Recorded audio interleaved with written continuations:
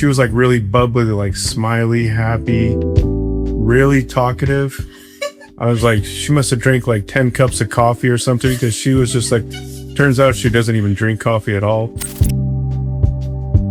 He was so calm. I was like, well, I guess I'm gonna have to entertain, like keep this whole day going. So I just went off because you would just chill there just looking at me like, and I was like, this ah. When we got married, I think that was our very big like misunderstanding. When we got married, it's like your relationship dynamic will change so much after you have kids. Not even getting married. When you get married, I feel like a lot of the times things can stay the same, but when you have kids, that's the significant shift. We went to a movie theater, but somehow I drove to the wrong address. I went to the wrong theater for the ticket I bought. So then we went to a second theater, and then finally the third theater we finally went to the right address and got the ticket, and we saw Aladdin. Okay, so my name's Brock Glassman. I'm from Ogden, Utah. That's where I'm from. Okay. I'm Sarah. I am from Nigeria, born and raised there. I moved to the US when I was 19, I think, in 2012 or 20. I think I was 20. Yeah, so I moved to the US in 2012. So I lived most of my life in Nigeria and grew up there. And yeah, now I live in the US in California. We live in California. So this is a funny one. We met on a dating app, but our first date, we went to a movie theater, but somehow I drove to the wrong address. I went to the wrong theater for the ticket I bought. So then we went to a second theater for the ticket that I thought I bought. Turns out that was the wrong theater as well. And then finally the third theater we finally went to the right address and got the ticket, and we saw Aladdin and went to a movie. Yeah, so he took me to 2 wrong movie theaters on our first date. Oh my gosh. Actually, we had dinner first. Oh yeah, we met and had Indian food. Yes, we had dinner first at that. What was the name of that restaurant? I think it's Everest Indian. Everest, yeah, like in Salt Lake or where? In Draper Sandy area, in Utah. But yeah, we had dinner, and then we went to 3 different movie theaters and finally got the right one. Hey, it was a lot of driving. It was a chance to talk. I just remember talking a lot. Were you talking a lot? Was I talking a lot? My first impression of her, she was like really bubbly, like smiley, happy, really talkative. I was like, she must have drank like 10 cups of coffee or something, because she was just like, turns out she doesn't even drink coffee at all. No. And she was just my first impression. She was really outgoing, positive, fun, happy.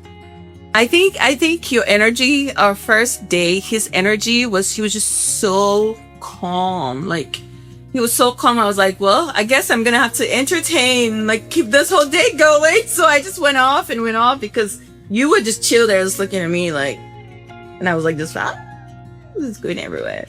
But yeah, my first impression was of him. He was just a very chill, calm, like just cool guy. Like no drama, no a lot of emotions, honestly, just so chill. And the second impression was he was an airhead, because he took me to different places. Like, how is this your first date? And you were so nervous. And he was so nervous. You could tell on our first date, but like you were so nervous you couldn't even get it right. This boy is an airhead. And then I think something that was funny on our first date, he kept staring at me. He was driving, and he was like looking at me so much and not looking at the road. And I'm like, can you pay attention to the road? Do you remember that? You don't remember that? I remember looking at you a lot. He was just swept off his feet. Have you guys ever heard of love at first sight? Yeah, that's the one. I think that's what happened to you. My family absolutely loved him. My family loved Brock from day one. And I think it's just because he was so comfortable when he came around my family. Like when he would come, he would just like eat the food in the kitchen. You know, we're African, so like we like stuff like that. Come in my house, be comfortable, eat my food. So he would just come, go in the kitchen, start cooking something, start eating. Before you know, he's taking a nap. He was just getting so comfortable. At Judy's house? Yes, at my sister's house, Judy. remember going to her sister's house, eating a lot of food, and then taking a nap. Yes, every time we went there, he would he would play so much with the kids. So the kids loved him. And I was like, if I need to break up with this boy, what's going to happen? Because the kids love him so much. And my family loved him so much. So yeah, that was on my side of the family. On your side of the family, what you got to say? Hands up in the air. Not much. It's getting better, yeah, but yeah, it wasn't always perfect. Yes, it wasn't always perfect. That's all we're going to say. But maybe it's getting somewhere. Yeah. Sarah's family is really easy to get along with. Your family, I loved all of your siblings. You have a big family. Tell them about your family. Well, yeah. How many siblings do you have? I have a really big family. I have 7 siblings. Yeah, there are 7 girls in my family and 1 boy. So I'm the youngest of 8 children. Yeah. And I have 6 sisters and 1 brother. Yeah. Well, there's lots of challenges. Most recent challenge is probably parenthood. It's a lot harder than I thought. Yeah. What do you think? That's what you have to say.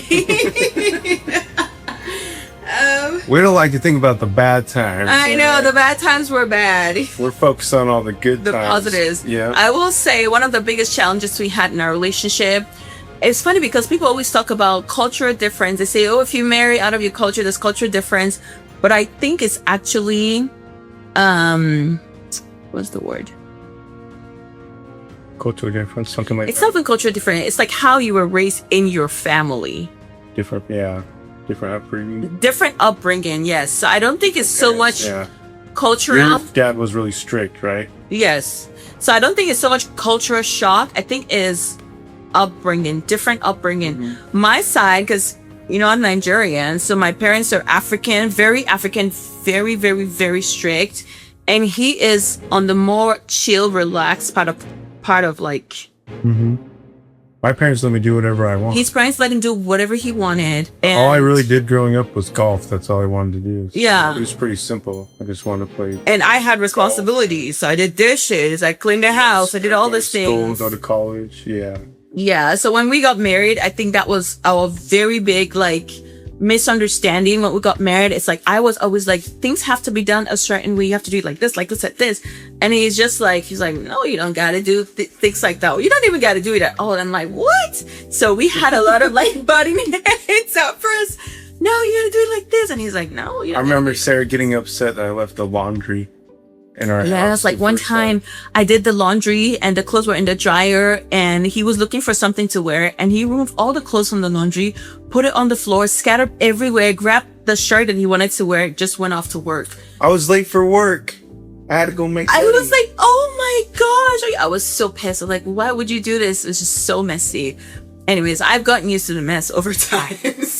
Now we just live in a Now messy our house. is even messier because we have 2 kids. Because we have 2 kids and I can't keep up with all the cleaning. So your relationship dynamic will change so much after you have kids. Not even getting married. When you get married, I feel like a lot of the times things can stay the same. But when you have kids, that's the significant shift. Okay, let's see. How does this shift?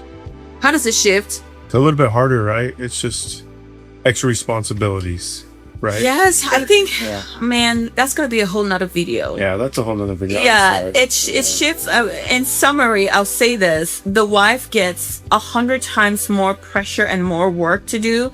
So she has a lot more stress, both emotional, physical, mental workload and weight that she carries of the family. And the husband carries essentially the same way in the sense that you had a job before you got married and had kids. Now you have a job. Now that you're married and have kids, right? But for me as the woman, before all I was thinking about was, oh, how do I succeed in my career?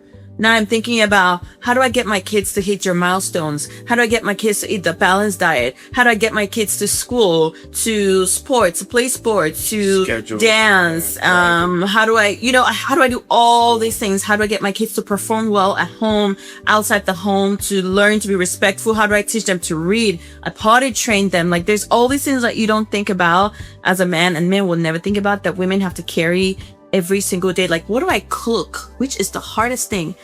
breakfast, lunch, dinner, 27 hours every day. Like every single day of your life, you're thinking about that. And that's not easy. I'll just say that. So yeah, that's a big shift. The woman carries a lot more weight. A lot of times the men don't adjust because they're like, why are you so grumpy? Why are you so upset? They don't really understand like the emotional toll and the hormones, everything that changes once you become a mom.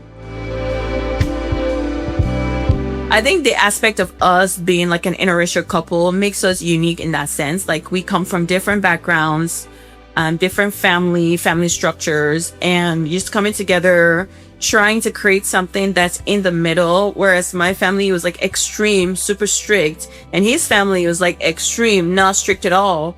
You know, just coming to the middle. Like we have to find a middle ground, especially now that we have kids. I think that's definitely something that's, let me see. Yeah, I see. We are almost like complete opposites almost. Yeah, what makes a relationship unique, special, unique? Yeah, I think, is that what makes us relationship? Yeah. That's what makes it unique. What makes it special? What would you say makes our relationship special? Just that you said that we are almost opposites. Like you were born in Nigeria. I was born on a different continent in the US. Are we? Your parents were super strict. My parents were not strict. We do share the same religion though, so we have the same thing. Yes, I think that's actually something that makes our relationship special.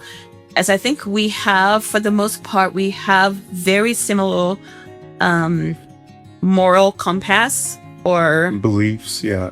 beliefs. Faith. There's a word I'm thinking about.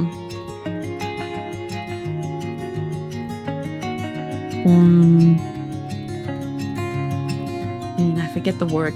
But yeah, something that makes us special is we have the same belief and the same faith. Like we go to the same church, we have the same religion, we believe in very similar things. Like as far as like family, we're very family oriented. That's like the biggest thing. We have the same family values, if that makes sense. I think that's the biggest thing. Because I think a lot of the times, if intercultural marriages coming together, that could be a huge thing where one part of the family doesn't understand the significance of family, I would say, and the other part does. Like, you know how Africans are, like we are very family oriented, community focused. So I think he's kind of that way too. So that makes our relationship special because that's just something we don't ever have to fight about. I feel like I'm just going off the tangent. No, you're right. That's something I loved about Sarah. I liked that her parents were strict, and I liked that she had her faith and she was LDS and went to church and was disciplined. All those things were attractive to me. Like she's like wife material. So that's why I wifed her up. So if you don't believe, you just gotta keep moving forward, and God works in mysterious ways. Sometimes you go through harder things because there's better things for you on the other side. So maybe you feel like that in the moment, but that might not be true in the future. You could still find love. Yeah. I think a lot of times love doesn't come dressed the way you think it's supposed to be dressed. And a lot of people who have found love always say like, I wasn't looking for anything when this happened, or I don't know. You get the point. A lot of times when you, like for me, when I met him, it wasn't like, oh my gosh, butterflies. It was more like, oh my gosh, like calm. Like he just calmed my soul. Like, yes, there was the excitement, but I think that was like an overwhelming, like calm. It was almost like safe, if that makes sense. Because I think a lot of times people think that love should look like a certain way, like you see him or you see her and you just like fall dead, like, oh my gosh, this is the person.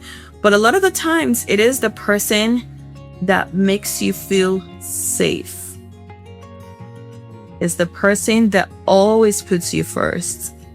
It's the person that always makes you feel like you are enough however you come. It's a person that always make you like never doubt yourself.